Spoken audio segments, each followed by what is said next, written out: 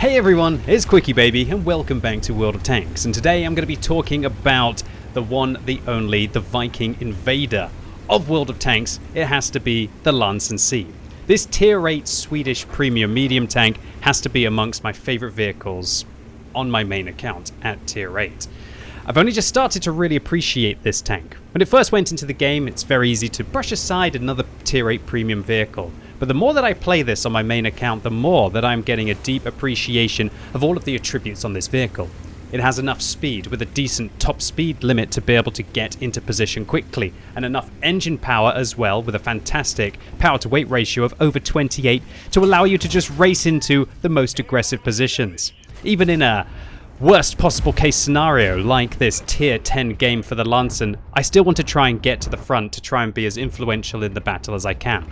I really feel like on a map like this, if you're in a Lansen and you don't try to take, in my opinion, the most important location, which is up here, then I don't think you're really doing your Viking brethren, hopefully on your team, any favours. You can't really afford to give up this position, in my opinion. And if you are a bottom tier tank, what's the worst that can happen? You get into position, you put a few shots in, maybe you'll allow one of your other top tier vehicles to be able to hold the position, and then you can really start to dig in. The other great things about the Lansen are 320 alpha damage. Definitely not the best penetration though, it's one of the things that lets this tank down. But hopefully I'm going to show you over the next two replays, including this one against tier 9 and tier 10 tanks, what you can do with 208mm of penetration. One of the things that a lot of people underestimate about the Lansen is the rate of fire of this gun.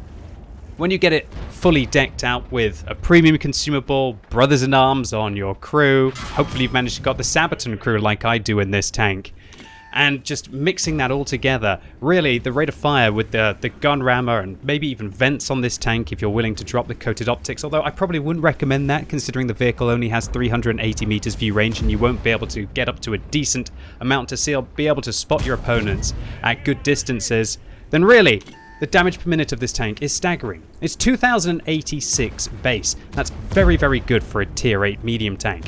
It's kind of more like a rather low DPM tier 9 medium tank, actually. Another thing that often surprises me about the Lansen is its ability to be able to ricochet around.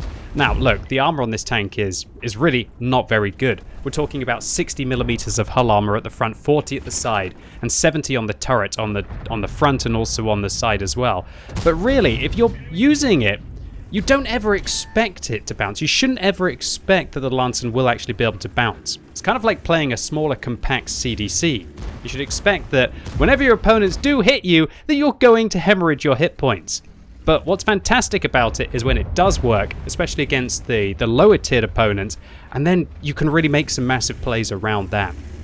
So, this position for the Lansen, what we're doing right now is clearly this Object 430 wants to shoot us, but we're using the fallen tree and the camo that it's providing us to be able to get shots into the Panzer 7 to stop him from being able to take on our high tier tanks.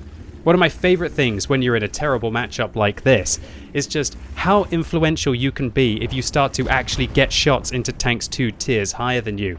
This is really one of the keys of how you can turn your 50% win rates into your 55 or your 55 into your 60. How can you try and still be effective when you're undergunned, when you're under hit point, when you've got less armor than everybody, and when you sometimes don't have the penetration to go through them reliably frontally? Well, try and act as a distraction plan. And if that doesn't work out, then try and provide a little bit of support for your more frontal involved tanks like the Mouse. Try and get the side of your opponents and maybe you can still be effective. And this is just the dream, right?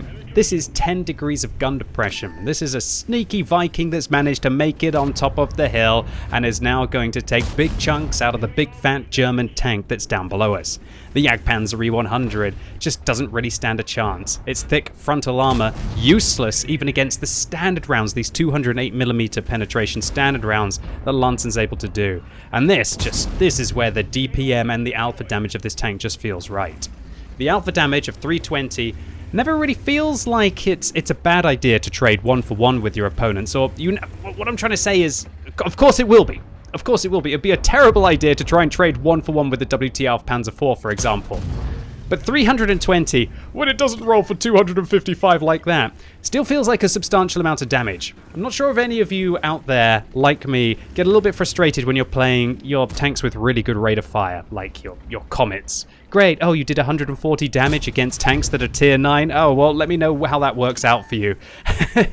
But when you manage to do 320 on a tier 8 medium like this, when most tier 8 mediums are probably packing about 240 or 250 alpha damage, yeah, it definitely can trade a little bit better than some of its tier 8 counterparts. And so the Lansen, 4,000 damage here in 5 minutes on top of the hill, while it was looking a little bit ugly while we raced into position. And while the object 430U on my team hasn't even connected to the battle, I really feel it was our impact here, dealing 4,000 damage against pretty much tier 10 opponents in this game, that has allowed our team to cut through, in my opinion, the most important location on the Tundra map. If you manage to claim the hill, the amount of shots that you get off on it are absolutely incredible. But there's one thing that you can't do, and that is send your entire team to the hill. If you do send your entire team to the hill, and then you don't push forwards, then it can become an absolute disaster. While there are most important locations on maps, you've also got to realize that it's not good enough to just have everybody go there, especially if the enemies manage to put out a strategic defense. If my opponents, for example, were able to just hold the location down here while getting a few tanks into this key position here, while having a few tank destroyers at the back, it wouldn't really work for us pushing through this breach. Luckily, however, because the enemies invested a decent amount of vehicles and we were able to create this graveyard of the enemy vehicles, then that meant that they really didn't stand a chance because they just lost too much of their forces. So from this part of the battle, I'm going to chase down the Leopard, but spoilers, my team are going to be able to handle him before I'm even able to get a shot in. But today isn't just going to be a single helping of gameplay. While I've shown you how the Lansen can perform by racing into position and dealing with tanks that are up to 2 tiers higher than it, let's also just kind of Seal Club a little bit, but Seal Club against our own tiers. So round 2, I guess it's the next year or the next season. We managed to pillage and plunder on the first map. Are we going to be able to do the same thing here? Well, of course, considering it's on YouTube and I get to cherry pick these kind of post-game commentaries, yeah, there's going to be a little bit more pillaging and plunder in this map. Definitely one thing that I would love to start doing again on this channel would be to just play live replays where I don't get that pleasure of cherry picking the games and you get to see all of them, including the fails. Although somehow when I seem to do that, I seem to try really hard and then the games more often than not seem to go quite well. Even on the free-to-play account. I have to try and figure that out. Maybe I'll have to try and find a way to maybe I should feature some of the worst games that I have and then try and do a post-game analysis on those. That could be quite interesting. Anyway, what am I thinking here? I'm meant to be presenting the Lansen. Okay, so when I'm playing on Sand River, the first thing that I want to do on encounter is make my way up into this position.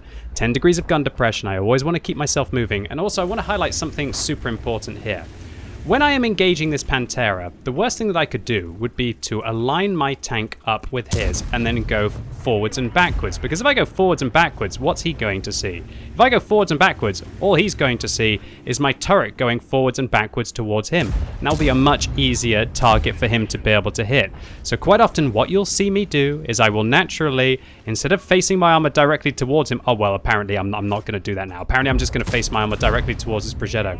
But what you want to do is to align your tank up sideways while only exposing your turret and go forwards and backwards to make yourself a much harder target to hit. Don't align up in the direction of your opponents and then just go forwards and backwards. That's not how you're going to hide your turret armor, especially in a glass cannon turret like this.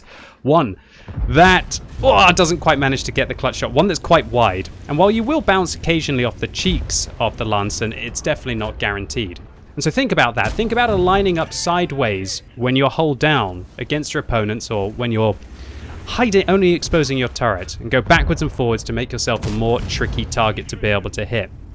So this Patriot's being caught right out right now, and I'm not too fussed about getting shot by the Patriot. I don't really care. The only thing that I'm worried about is maybe the artillery hitting us, or you see that I'm actually pointing my reticle more towards this S1.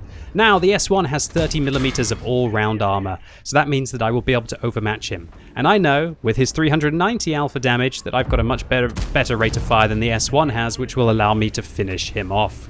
And the Pershing in front of us, the Super Pershing, who just missed his shot, will be able to put another standard round there up into the top of this vehicle. And I do feel quite chipper about this. I'm pretty much only firing standard rounds in all of these replays. Look at this free-to-play baby aiming for weak points rather than just dabbing the 2 key and then just compensating for lack of aim. Yeah, I have been playing a lot of free-to-play World of Tanks recently, and I noticed that when I do come onto my main account, that it helps my credit income. Not sure whether it helps me overall, because why would it help me to fire standard rounds? One thing it does help me with, however, is when you need to fire at weak points with premium rounds, with gold rounds, whatever you want to be calling them. Yeah, that is definitely the case on something like a Defender or even against a Renegade. When I've been playing in my tier 6 tanks, it's not enough to be able to fire standard rounds against the weak points of the Renegade, or even to fire standard rounds against the weak point of the lower plate of the Defender, for example. Whoa, nice dodge there. We did manage to get backwards just quick enough to avoid a shell from the IS-22, and we unfortunately took one from the Progetto, but I think I've got a better rate of fire than this IS-22, so we're going to put one into him. Our viewfinders actually went down, which meant that we're unable to spot them. That's a very unusual thing to happen in World of Tanks. The only thing to compensate that, and there you can see it right on the top where we're actually getting shot through there and why our rangefinders went down. The only way to compensate for that, for when your optics are actually down in the battle, is to actually have the recon skill. If you have the recon skill on your commander, I think that even your damaged viewports are still, I think, 50% as effective. Or maybe they have a 25% reduced penalty. So it definitely can help out, but really that's one of those very specific and funny kind of interactions in World of Tanks that really you don't kind of need to know about, apart from in those 1 in 100 or even 1 in 1000 situations. So what have you really seen me do in the last couple of games? You've seen me get into an important location and use a ridgeline well. And that is what you have to do in a tank like this.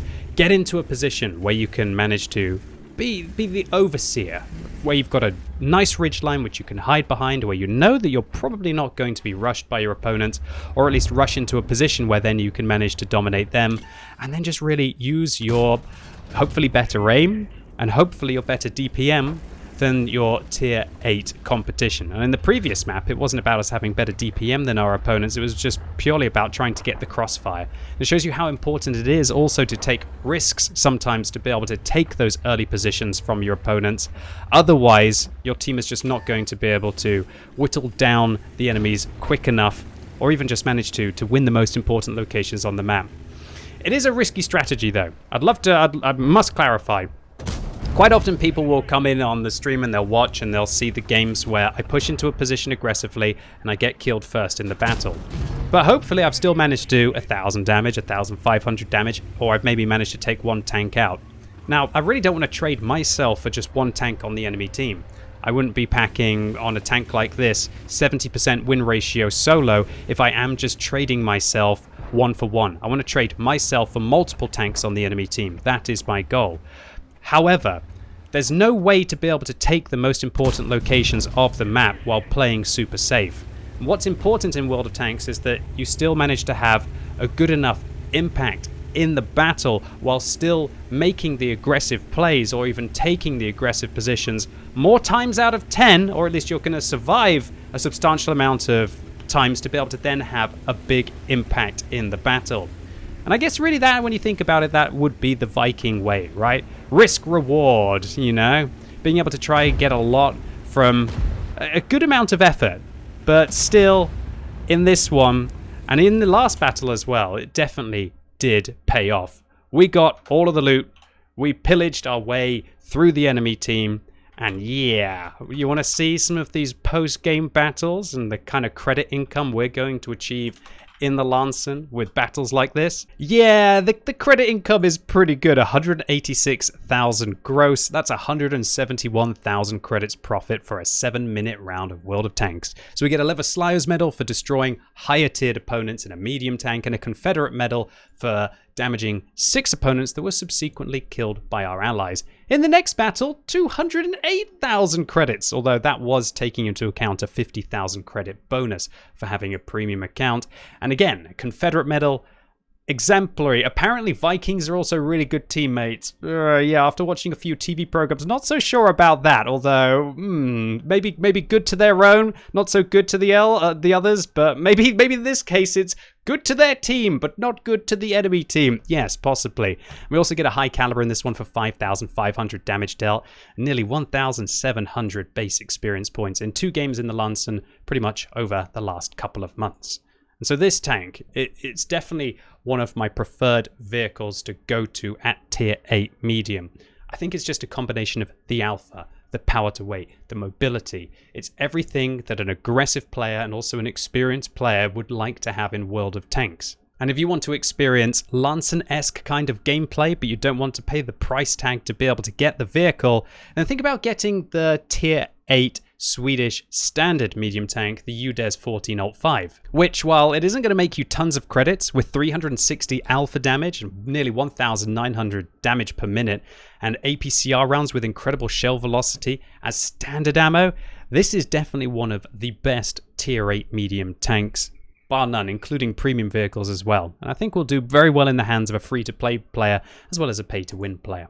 But I was definitely a pay-to-win player here with the tank that I chose and the premium account status, although at least not with the ammunition that we chose to use in this battle.